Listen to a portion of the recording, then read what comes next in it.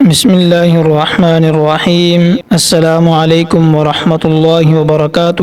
سامعین مکرم، آج کی اس ویڈیو میں قربانی کے وجوب کی شرطیں، قربانی کا حکم، قربانی واجب ہونے کی صورت میں قربانی نہ کرنے پر سخت وعیدیں آپ کے سامنے عرض کریں گے اور قربانی کی شرائط آپ کے سامنے عرض کریں گے۔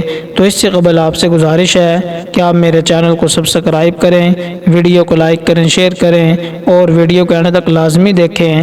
جزاک اللہ خیرا۔ سامعین مکرم، قربانی کا حکم امام اعظم ابو حنیفہ رحمہ اللہ کے نزدیک قربانی واجب ہے اور یہی قول راجح ہے، جبکہ دیگر ائمہ کرام کے نزدیک قربانی کرنا سنت مؤکدہ ہے۔ جو آدمی استطاعت کے باوجود قربانی نہ کرے تو اس کے بارے میں بڑی سخت وعید ہے۔ حضور اقدس صلی اللہ علیہ وسلم نے ارشاد فرمایا کہ جس کے پاس وسعت ہو اور وہ اس کے باوجود قربانی نہ کرے تو وہ ہمارے عیدگاہ کے قریب بھی نہ آئے، یعنی صاحب نصاب ہونے کے باوجود قربانی نہ کرنے پر وعید بیان ہوئی ہے۔ اس سے معلوم ہوا کہ قربانی کی اہمیت اور تاکید بہت زیادہ ہے۔ صاحب نصاب ہونے کے باوجود قربانی نہ کرنے پر وعید ہے۔ قربانی کے واجب ہونے کی طرف اشارہ ہو جاتا ہے۔ قربانی کے واجب ہونے کی بہت ساری شرائط ہیں، جن میں سے چند ایک شرائط یہ ہیں کہ شریعت نے قربانی کی عبادت ہر مسلمان پر واجب قرار نہیں دی، بلکہ اس کے لیے کچھ مخصوص شرائط ہیں۔ ان شرائط کے پائے جانے کے بعد قربانی واجب ہوتی ہے، جن میں سے چند شرائط یہ ہیں۔ نمبر 1، مسلمان ہونا۔ قربانی واجب ہونے کے لیے صاحب ایمان ہونا ضروری ہے، کیونکہ یہ بات بالکل واضح ہے کہ ایمان نہ ہونے کی وجہ سے غیر مسلم کی قربانی قبول نہیں ہوتی، اس لیے کہ اعمال کی قبولیت کی شرائط میں سے بنیادی شرط ایمان ہے۔ نمبر 2، بالغ ہونا۔ قربانی واجب ہونے کے لیے بالغ ہونا ضروری ہے کہ صرف بالغ پر ہی قربانی واجب ہوتی ہے، نابالغ بچے پر قربانی واجب نہیں ہے، اگرچہ اس کی ملکیت میں نصاب کے برابر مال ہو، اور یہی بات راجح ہے۔ نمبر 3، عاقل ہونا۔ قربانی واجب ہونے کے لیے عاقل ہونا ضروری ہے، کیونکہ مجنون یعنی پاگل پر قربانی واجب نہیں، اگرچہ وہ صاحب نصاب ہو۔ نمبر 4، مقیم ہونا۔ قربانی واجب ہونے کے لیے مقیم ہونا ضروری ہے، کیونکہ مسافر پر قربانی واجب نہیں، اگرچہ وہ صاحب نصاب ہو۔ شرعی اعتبار سے مسافر سے مراد وہ شخص ہے جو اپنے مقام سے 48 میل یعنی 177 کلومیٹر یا اس سے زیادہ مسافت کے سفر پر ہو اور کسی جگہ 15 دن یا اس سے زیادہ مدت رہنے کی نیت نہ ہو۔ اگر کوئی مسافر قربانی کے 3 دنوں میں مقیم ہو گیا اور وہ صاحب نصاب بھی تھا تو اس پر قربانی واجب ہوگی۔ اسی طرح اگر کوئی صاحب نصاب مقیم شخص قربانی کے ایام میں مسافر ہو جائے تو اس کے ذمہ قربانی واجب نہیں ہوتی۔ اگر ایسی صورتحال میں وہ جانور خرید کر لایا تھا تو اس کے لیے وہ جانور فروخت کر کے اس کی رقم اپنے استعمال میں لانا درست ہے۔ نمبر 5، صاحب نصاب ہونا۔ قربانی واجب ہونے کے لیے صاحب نصاب ہونا ضروری ہے، کیونکہ جو شخص صاحب نصاب نہ ہو اس پر قربانی واجب نہیں۔ خلاصہ یہ ہوا کہ قربانی ہر اس مسلمان پر واجب ہے جو عاقل، بالغ، مقیم اور صاحب نصاب ہو، چاہے مرد ہو یا عورت ہو۔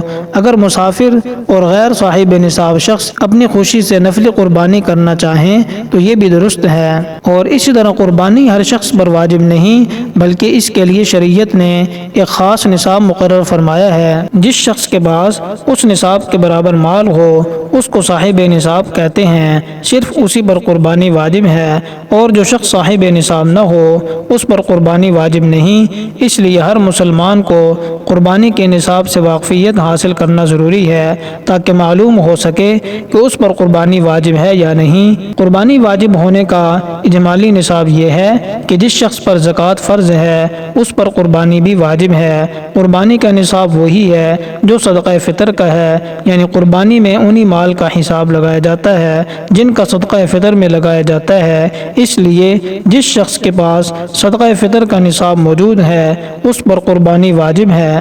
ہمارے معاشرے میں عام طور پر زکوٰۃ، صدقہ فطر اور قربانی کے نصاب سے متعلق بہت ساری غلط فہمیاں پائی جاتی ہیں۔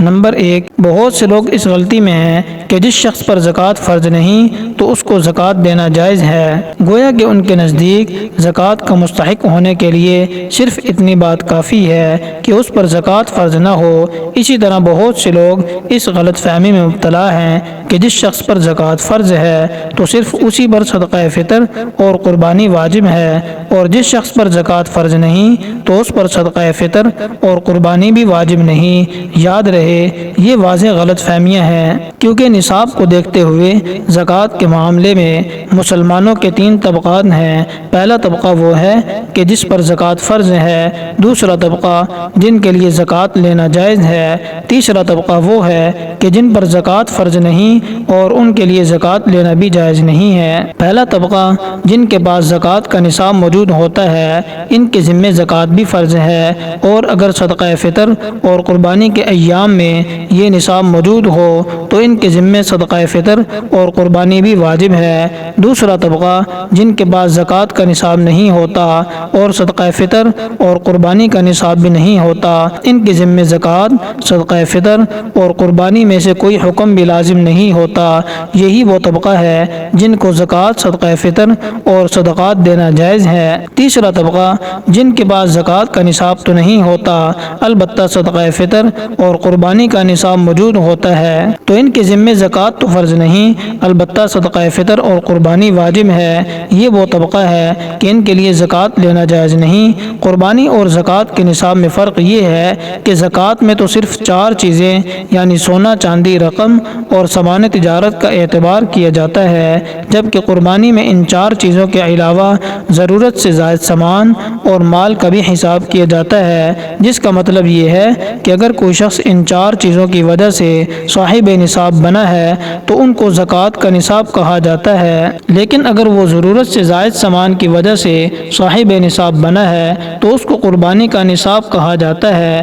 واضح رہے کہ قربانی اور صدقہ فطر کا نصاب ایک ہی ہے۔ تو اس سے یہ معلوم ہوا کہ جس شخص کے پاس زکوٰۃ کا نصاب موجود ہے تو اس کے ذمے زکوٰۃ بھی فرض ہے، اور اس کے ذمے صدقہ فطر اور قربانی بھی واجب ہے، اور ایسے شخص کے لیے زکوٰۃ لینا جائز نہیں۔ اور جس شخص کے پاس زکوٰۃ کا نصاب نہ ہو لیکن صدقہ فطر اور قربانی کا نصاب ہو تو اس پر زکوٰۃ فرض نہیں، البتہ اس کے ذمے صدقہ فطر اور قربانی واجب ہے، اور اس کے لیے زکوٰۃ لینا جائز نہیں ہے۔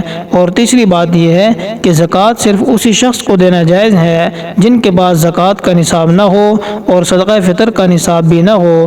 تو اس سے معلوم ہوا کہ زکوٰۃ دیتے وقت صرف یہ دیکھنا کافی نہیں کہ اس پر زکوٰۃ فرض ہے یا نہیں، بلکہ زکوٰۃ دیتے وقت یہ دیکھنا بھی ضروری ہے کہ اس کے بعد صدقہ فطر اور قربانی جتنا نصاب ہے یا نہیں۔ تو خلاصہ یہ ہوا کہ جس شخص پر زکوٰۃ فرض ہے تو اس پر قربانی بھی واجب ہے، لیکن جس شخص کے پاس زکوٰۃ کا نصاب نہ ہو البتہ صدقہ فطر اور قربانی کا نصاب موجود ہو تو اس پر بھی قربانی واجب ہے۔ قربانی کا تفصیلی نصاب بنیادی طور پر قربانی 5 چیزوں پر واجب ہوتی ہے۔ نمبر 1 سونا، نمبر 2 چاندی، نمبر 3 سامان تجارت، نمبر 4 رقم، نمبر 5 ضرورت سے زائد سامان۔ ان 5 چیزوں کو سامنے رکھتے ہوئے درج ذیل صورتوں میں قربانی واجب ہوتی ہے۔